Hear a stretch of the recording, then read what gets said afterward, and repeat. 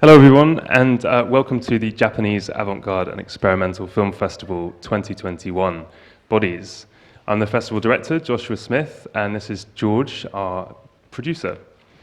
We're really delighted to be back here at the Barbican Centre after what has been a tough 18 months, not only for our festival and the exhibition sector, but for no doubt everyone in this room. The films in this programme, they draw upon physical experiences and manifestations of embodied performance. And I'm really pleased to be able to open the festival with AI Mama by Asuka Lin.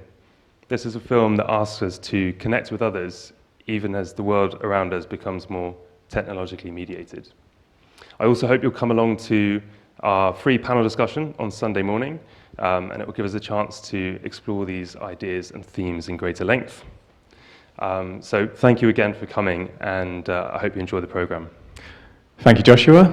This screening of Susumu Hani's Nanami, the Inferno of First Love, would not be possible tonight without the support of our festival partners, the Japan Foundation.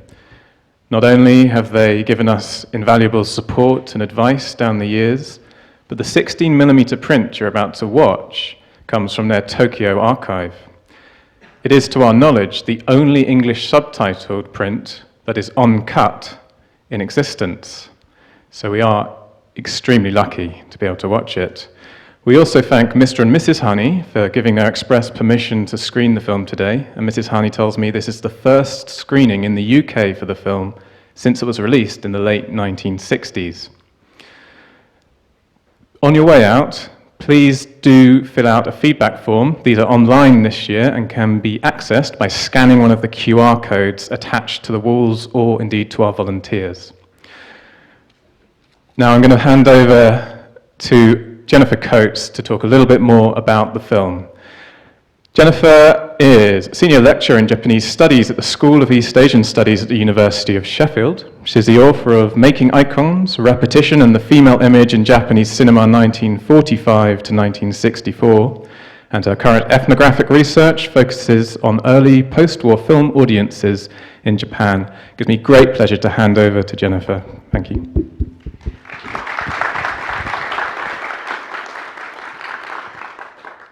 Thanks, George, and thanks, Joshua, for programming such a fantastic festival.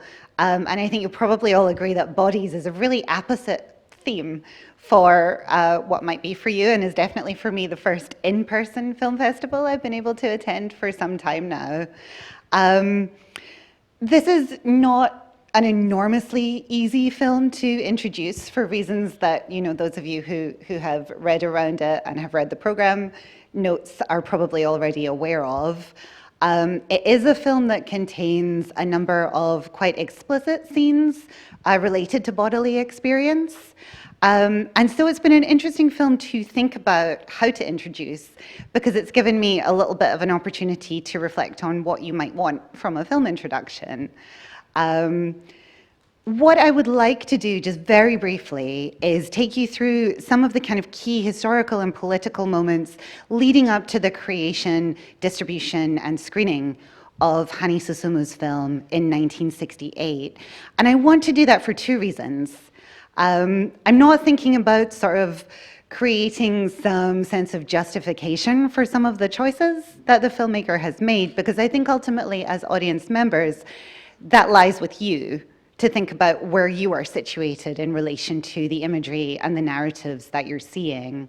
Rather, I want to give you a little bit of historical context, and I also want to highlight where I think that some of the issues that Hani and the filmmakers of his era were grappling with intersect with some of the questions that are still very much with us today, questions that we don't have answers for yet, and questions that we might actually need to find a new way of thinking about in order to work through.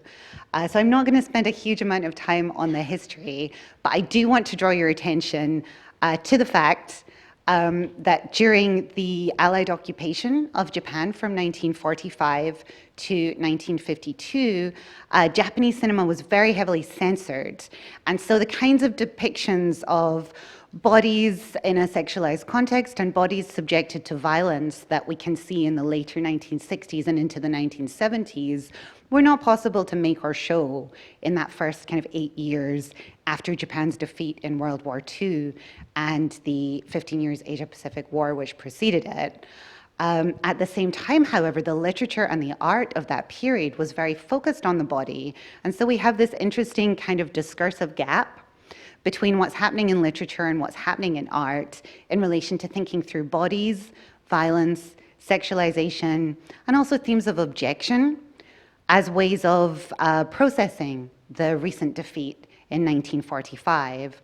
And at the same time, this is really absent from the screens until the occupation ends in 1952. So we have this interesting gap here. I also want to draw your attention briefly to the flashpoint of kind of leftist political protest and pacifist protests around 1960, which, as many of you know, was when the renewal of the US-Japan Security Treaty, or the AMPO Treaty, triggered mass protests in the streets around Japan, predominantly in Tokyo.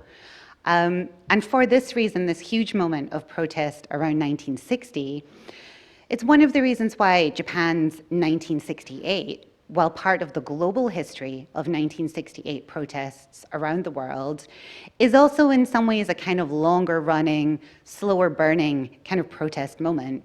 So by the time we get to 1968, when Hani Susumu is making this film and drawing a really explicit connection between questions of power, disempowerment, disenfranchisement, abuses of power, and the sexualization and violence enacted against the body, we've had basically 8 years of kind of political activism on the streets around Japan. And so this is really kind of an expression of the pent up, I guess, emotions of this period. It was very common in this era to think about politics and the body as intertwined in some ways, and the body often as a metaphor that's used to think through more abstract concepts related to politics and power. For example, we have the phrase the body politic in English, and of course there are Japanese equivalents that were very much in use around this time. So the depictions of kind of bodies subject to violence and bodies subject particularly to kind of sexualized experience and sexualized feeling is very much in tune with the times of 1968. However, just like today, when we're grappling with issues related to sexual violence, and particularly the Me Too movement, there was a Me Too movement coming, I guess, for Hani and his generation of filmmakers just after '68, when the female activists who had joined many of their leftist protest groups through the 1960s into 1968, particularly in campus struggles, split off in the early 1970s and started to speak out about some of the interfactional leftist violence that had included misogyny and extreme sexualized violence against female leftist members of protest cultures. And just kind of coming to a conclusion then, while I'm highlighting some of the difficulties of presenting the sexualized body, and particularly the body as subject to sexualized violence, as a way of thinking through power and protest and related issues, at the same time, those very female feminists, as they were by the 1970s, activists, were not quite ready to give up on the idea of liberation through feeling, liberation through the body, and liberation through sexualization as a way of disrupting the status quo. And in fact, in 1972, Tanaka Mitsu, who was one of the most outspoken feminist activists of the period, published a treatise called Liberation Through Eros. So while some of the ways of thinking about freedom, bodily freedom, liberation, and kind of a changing ideology that Hani imagines through images of the body here were subject to critique as early as 1 or 2 years after the film was shown. At the same time, this idea of the body as potentially holding the answer for a change that was much needed in Japanese society was still kind of an ideal that many activists on both sides held on to, right into the 1970s. So I'm going to leave it there and leave you with the film. But I would encourage you, I guess, to come to the film maybe in the same spirit of openness as those 1970s women's lib activists, thinking through what can be salvaged from imagining the body and bodily experience as a way of changing how we think. Thank you.